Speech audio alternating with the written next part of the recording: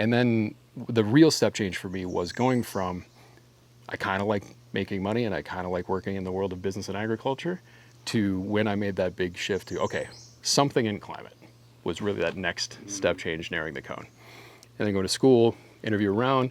Okay, really love what the hardcore regenerative folks are doing, like super cool. But I saw my farm. I know too many of those people. Like, no way in hell is that going to happen in North Dakota anytime soon, right? So it was like, okay, I love that. I'm really drawn to that. I see why people love it. But then I also think in terms of like scale and impact and timeliness, like we're talking about. So like 80+%, 90% of all emissions and freshwater use comes from corporate action globally. So like everybody's like, well, are you taking shorter showers? No, man. Like I'm trying to shift the action that actually moves the needle. So then you look at the other side and you say, well, if I can move the needle in a small way at a massive corporation, that's more impactful than anything I could ever do on a little, regenerative farm.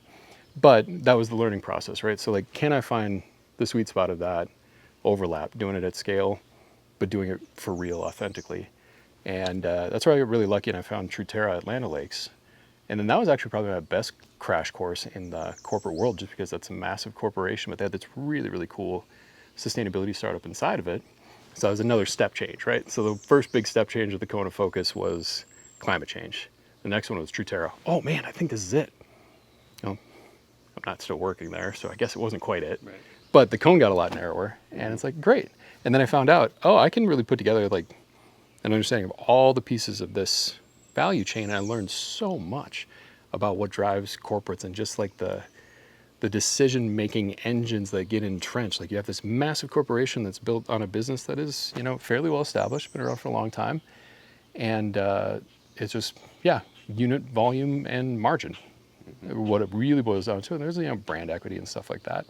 But that's what it really boils down to. And then you get an innovative startup like Truterra in a totally nascent market, and you get all these resources that are trying to help you, but the whole mindset is baked into established business units in unit volume and margin. Right. And like, welcome to a nascent market.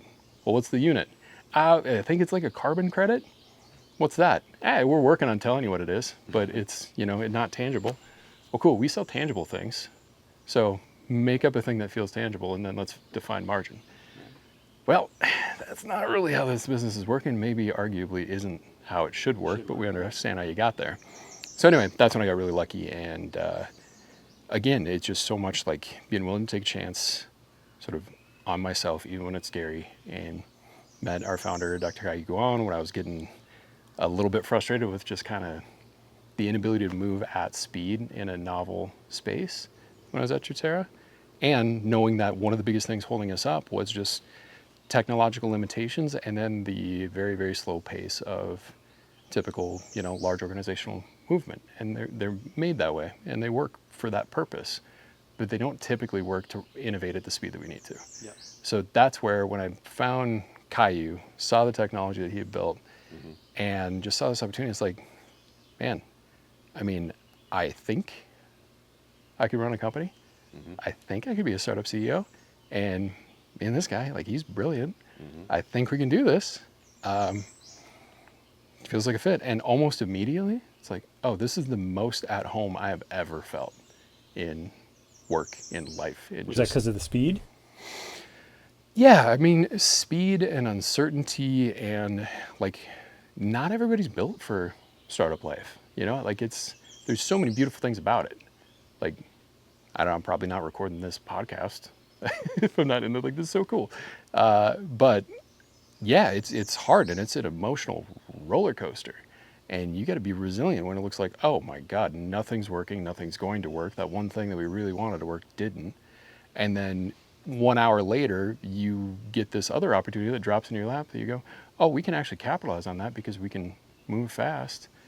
And that's better than anything I could have hoped for. And it's just it's the amplitude of the emotional experience is so much higher, but that's like, I love that. Yeah. I love the extremes of the human experience. But like, not everybody does. Like that burns people out pretty fast. Absolutely.